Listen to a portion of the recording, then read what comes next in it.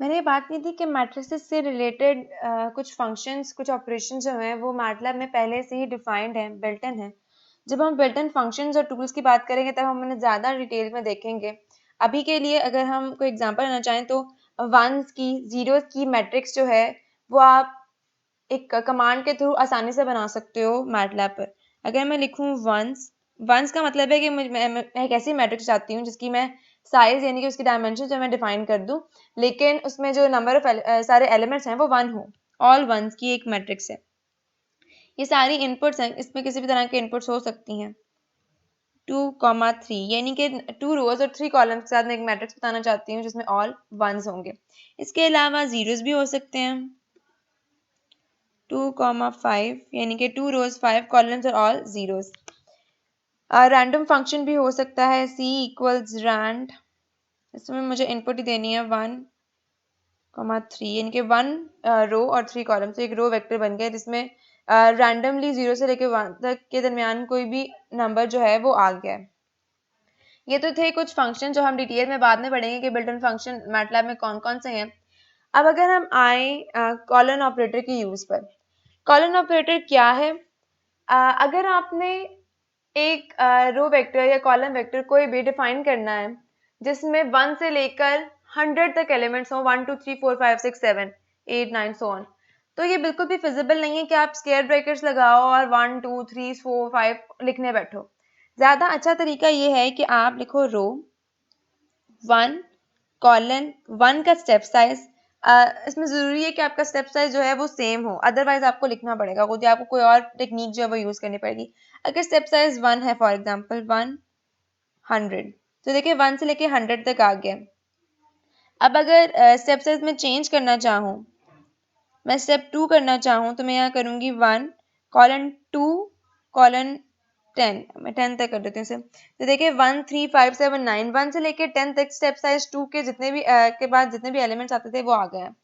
अब देखिए मैंने तो लास्ट एलिमेंट 10 रखा था ना, तो ये 10 क्यों नहीं शो हुआ? वो इस वजह से नहीं शो हुआ कि 9 के बाद में अगर मैं 10 2 प्लस करूँ तो 11 आता है। 11 जो है वो आउट ऑफ बाउंड चला जाएगा, हमारी रेंज से बाहर चला जाएगा, इस वजह से वो शो नहीं हुआ। अगर मैं यहाँ पे 10.9 भी करूँ इवन, तभी वो नहीं शो होगा, लेकिन अगर मैं यहाँ 11 करूँ तो वो शो हो जाएगा क्योंकि वो अब रेंज के अंदर है। इसके अलावा आप अगर स्टेप साइज डिफाइन नहीं करते, इन केस अगर मैं यहाँ पे सिर्फ लिख दूँ r इक्वल्स 1:10, 1 कॉलन 10, तो देखें उसने बाय डिफॉल्ट अपने जो स्टेप साइज है उसको 1 रख लिया है। स्टेप साइज पॉजिटिव भी हो सकता है, स्टेप साइज नेगेटिव भी हो सकता है। अगर इसकी मैं एग्जांपल लूँ, मैं कहती हूँ 10 कॉलन -2, यानी कि मैं हमेशा 2 कम करना चाहती हूँ और ये 1। तो देखिए 10 से लेकर 2 तक -2 होते होते हमारा जो है वो रिजल्ट हमें मिल गया, एक रो वेक्टर बन गया। इसमें 1 क्यों नहीं शो हुआ? क्योंकि 2 से छोटा जो 2 से अगर मैं -2 करूँ तो वो 0 होता है, और 0 जो है वो हमारी रेंज के अंदर नहीं है, इस वजह से वो शो नहीं हुआ। इसके अलावा अगर मैं इसकी कोई और एग्जांपल लेना चाहूँ तो मैं नेगेटिव इक्वल्स 100, और मैं बड़ा भी स्टेप साइज कर सकती हूँ, -10 कर सकती हूँ और 0। तो ये देखें 100 90 80 70, मतलब ये 10 का स्टेप साइज है, लेकिन ये कि डिक्रीमेंट में है ये चीज। यही काम जो मैंने कॉलन के साथ किया है, यही काम मैं लिनस्पेस के साथ भी कर सकती हूँ। लिनस्पेस क्या है? बेसिकली कॉलन में मैंने बताया था कि आप इनिशियल पॉइंट और एंड पॉइंट बता देते हो और फिर साथ आप ना स्टेप साइज दे देते हो कि मुझे स्टेप साइज सारे एलिमेंट्स से दरमियान रखना चाहिए। लिनस्पेस में होता ये है, लिनस्पेस में आप इनिशियल पॉइंट और फाइनल पॉइंट बता देते हो, लेकिन उसमें आप स्टेप साइज नहीं बताते, बल्कि आप बताते हो कि मुझे इस रेंज में कितने पॉइंट्स चाहिए। मतलब आप स्टेप साइज बताने की बजाय पॉइंट्स बता देते हो, तो फिर वो स्टेप साइज जो है वो खुद ही एडजस्ट कर लेता है। अगर मैं इसका सिंटेक्स आपको दिखाऊं, इसकी डेफिनेशन आपको दिखाऊं, तो ये है लीनियरली स्पेस्ड वेक्टर्स। जिस तरह कॉलन ऑपरेटर है वो भी लीनियरली स्पेस्ड होता है, हर एक में स्टेप साइज सेम होता है, इस तरह लिनस्पेस भी एक ऐसा वेक्टर बनाता है जिसमें स्टेप साइज जो है वो सेम होता है। अगर आप x1 x2 यानी कि इनिशियल पॉइंट फाइनल पॉइंट बताओ और steps number of points define ना करो, तो वो 100 पॉइंट्स ले लेता है खुद ही से और उसके लिहाज से स्टेप साइज जो है वो डिफाइन कर देता है। लेकिन अगर आप बताओ n, तो वो उसके लिहाज से एडजस्ट करता है। इस तरह अगर मैं यहाँ करूँ लिनस्पेस 1 2, और मैंने नहीं बताया तो ये 1 से 2 के दरमियान 100 पॉइंट्स जो उसने ले लिए, देखें थ्रू 100, तो मतलब 100 पॉइंट्स इसने ले लिए। लेकिन अगर मैं बताऊं कि मुझे इतने पॉइंट्स चाहिए स्पेसिफिकली 2 कॉलन 6 और मुझे पॉइंट्स चाहिए 3, तो 2 4 6, मुझे तो ये 3 पॉइंट चाहिए थे, इसलिए उसने उस लिहाज से उससे एडजस्ट किया कि ये स्टेप साइज होना चाहिए। लेकिन देखें 2 भी है और 6 भी है, इसमें आपने जो डिफाइन किया है ना वो वही रहेगा। यानी कि अगर मैं कहती हूँ कि लेंथ स्पेस 1 कॉलन 10, तो इसका मतलब है कि 10 और 1 दोनों लाजमी शामिल होंगे। पहले कॉलन के केस में होता था कि वो स्टेप साइज देखता था, अगर स्टेप साइज को ऐड करके वो आउट ऑफ बाउंड चला गया तो वो उस चीज को स्किप कर देता था। लेकिन लेंथ स्पेस में ऐसा नहीं होता। लेंथ स्पेस में 1 और 10 अगर मैंने लिखा है तो 1 और 10 ही होंगे इनिशियल पॉइंट और फाइनल पॉइंट, और दरमियान में वो एडजस्ट कर लेगा स्टेप साइज को। जैसे मैं आप 4 कर देती हूँ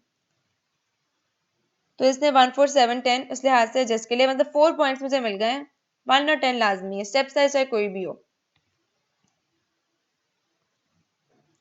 अगर मैं कॉलन ऑपरेटर को यूज करते हुए इवन और ऑड नंबर डिफाइन करना चाहूँ तो वो भी मैं कर सकती हूँ। मैं इवन नंबर को ऐसे भी कर सकती हूँ कि मैं लिखूँ इवन 0 कॉलन 2 का स्टेप साइज और फिर 10, तो 0 से 10 तक इवन नंबर आ गया। और मैं इसे ऐसे भी कर सकती हूँ कि मैं लिखूँ इवन 1 और मैं 2 मल्टीप्लाई कर दूँ